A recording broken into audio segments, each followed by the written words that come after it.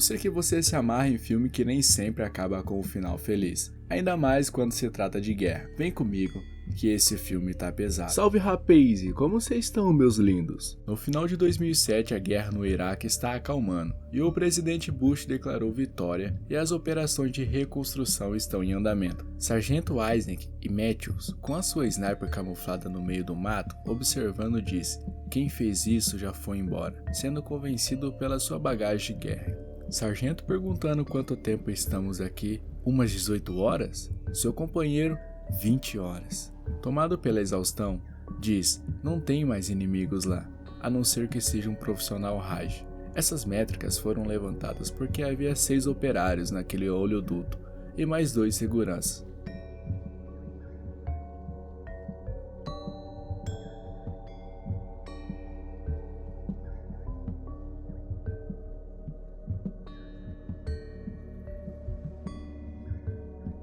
Qualquer soldado precisa ter exatidão nas operações, se tratando de 2 norte-americanos infiltrados no campo da guerra no Iraque. Qualquer coisa anormal despertaria todas as suas habilidades em campo. Toda atenção é pouco nesse momento. Allen Isaac, fazendo uma observação, diz para olhar para todos os corpos. Todos estão vulneráveis, sendo assim aquelas mortes foram muito rápidas.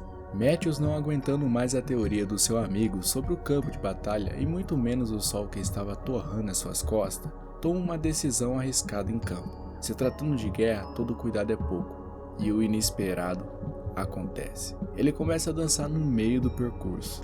Isaac, olhando em um campo de 360 graus, diz que está tudo livre. Chegando perto do oleoduto e dos corpos, ele pede cobertura. Após fazer uma pequena varredura no local, aciona o seu rádio e diz: "Estamos completamente sozinhos." Decide checar atrás dos muros quando o inesperado acontece com Isaac. Usando o telescópio do Jim, a qual já estava morto, diz que dá azar usar objetos de pessoas mortas. Perto dos carros, ele diz no rádio: "Tem alguma coisa errada, foram tiros na cabeça."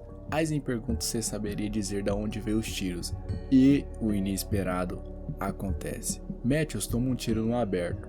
Seu amigo sai em direção para tentar salvar. É nesse momento que você pensa: ele vai tomar um tiro também. Você acertou. Caminhando em zigue-zague em direção ao seu amigo, ele toma um tiro na perna e cai. Conseguindo chegar até o muro, se joga do outro lado com os ferimentos da bala, que atingiu sua perna direita na região do joelho. Voltamos um pouco. Se estivesse levado a sério a teoria de Isaac, e também às 20 horas, e que possivelmente teria um profissional ali, e não só amadores, as coisas estariam diferentes, pois todo cuidado é pouco. Voltamos para o filme. O sargento, abatido no aberto sem cover algum, diz: "Avisa o meu irmão RJ que tenho 22 mil na conta." O motivo de falar isso é porque ele sabia que iria morrer e naquele momento não sabia mais o que fazer, até porque não tinha muitas opções. Isaac diz para usar o torniquete. Para quem não sabe, essa ferramenta que se parece com um cinto para fazer pressão sobre algo ou prender, e como ele estava ferido, poderia ajudar a estancar o sangue. O sargento Matthews pede para ele pegar o comunicador que está dentro da mochila, levando um certo tempo para chegar lá, até porque ele estava estancando o sangue que saía do teu joelho. Discando, ele diz: "Break, break", solicitando Operação Resgate Spartan 33. Talvez a única opção que eles tinham de se comunicar com seus aliados foi por água abaixo. Se você reparar bem nessa cena, vê que o tiro pegou em suas costas, mas não o atingiu, pois o tiro pegou no rádio comunicador deles. É esse momento que você se permite pensar: poderia ter pegado em mim. Brincadeira. Sargento, falando que tem apenas uma oportunidade, diz que vai tentar acertar o inimigo. Pergunta qual é o atraso do som do tiro. Porém, Isaac não havia calculado desde o início. Com muita dor na perna, ele se esforça para pegar o telescópio. As coisas já não estavam das melhores. O sol que estava incomodando naquele momento já não incomodava mais. Agora é o joelho, com um tiro de alta precisão que levou. Para ser mais específico, isso é para quem gosta, é uma bala de 7.62 51mm. Conseguindo retirar peças do muro, o esperado acontece. Algumas pedras macetam o seu dedo. Você já martelou o dedo sem querer alguma vez? Agora imagina tudo isso caindo num único dedinho. Considerando o tempo que o sargento tomou o tiro e calculando a distância em cima do morro, podemos fazer um cálculo total de 15 a 20 minutos, o tempo exato para o sargento morrer. levando em consideração que uma pessoa com hemorragia leva entre 5 a 10 minutos para falecer.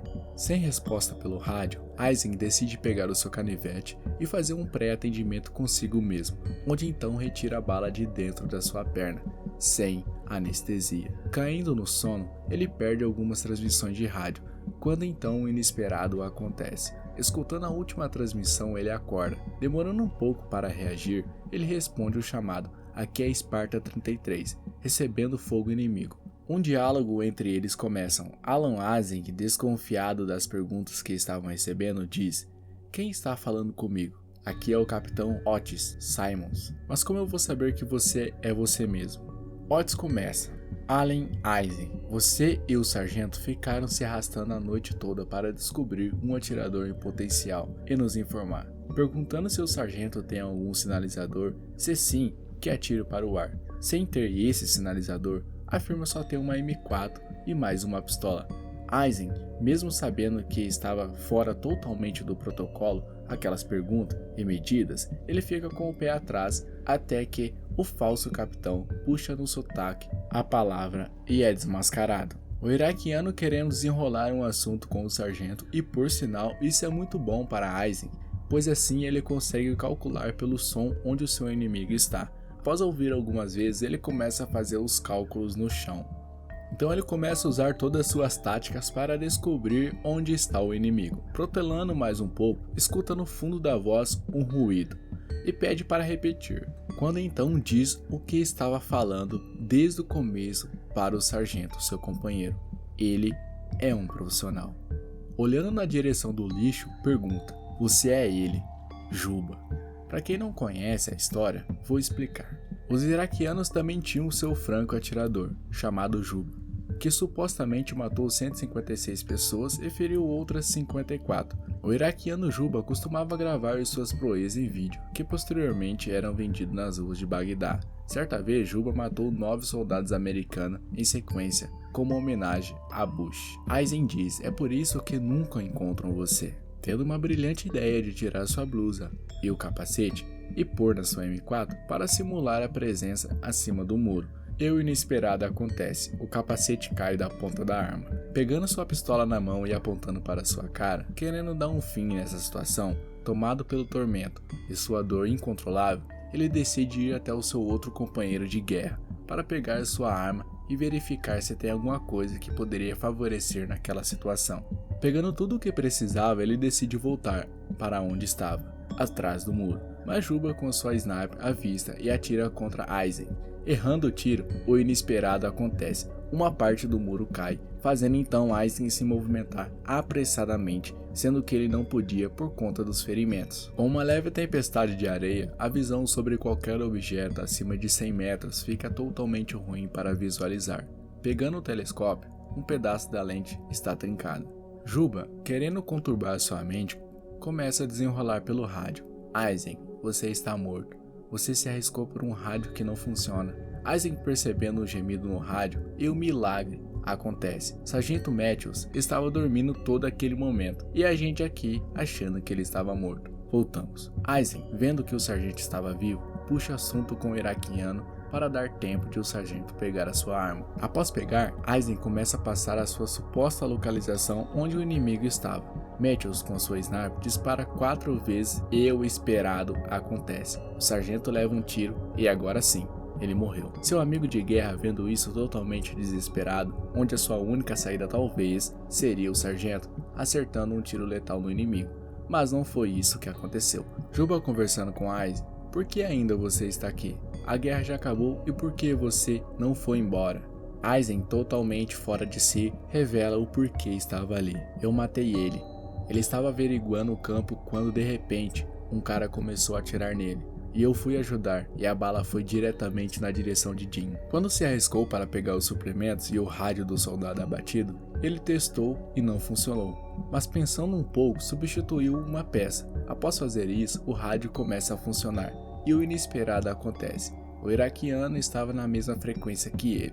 Se passando pelo sargento, fala então que é a equipe de resgate. Com isso, sabe por onde o resgate virá. Passando alguns minutos, ele faz um gancho improvisado para pegar a arma do sargento Matthews. Após algumas tentativas, ele consegue puxar a M24, pelo menos é o que parece. Ajustando a distância do vento e pelos cálculos que tinha feito, escuta um barulho de helicóptero vindo nas suas costas, e era o resgate. Várias horas estudando a posição do inimigo e com seus cálculos, com um alto som ele diz: "Eu não tenho medo de morrer", e derruba o único cover que tinha, que no caso é um muro. Fixado diretamente no lixo, espera a primeira oportunidade para dar um tiro letal. O iraquiano avista os helicópteros vindo, voltam com a sua mira no soldado e essa é a chance que ele precisava. A arma do inimigo não estava com quebra-chamas, consequentemente, Eisenk avista o fogo que saiu da sniper, disparando imediatamente contra o inimigo. Eisen sendo resgatado pela sua equipe, fazendo os procedimentos médicos. O sargento tenta várias vezes dizer que o inimigo está no lixo. Ninguém dando ouvidos para ele, o inesperado acontece. Juba estava vivo o tempo todo e esperou todos entrar no helicóptero para fazer o que foi treinado para fazer. Acertando os soldados que estavam cuidando do sargento, ele então dispara contra o piloto. O helicóptero cai. O filme não mostra se todos morreram na sequência, mas podemos deduzir. E novamente o socorro chama no rádio e Juba se passa como aliado. E sai feliz e bonito na fita. E eu vou ficando por aqui. Não se esqueça de se inscrever, senão já sabe, né? O iraquiano aparece no seu barraquinho. Fui.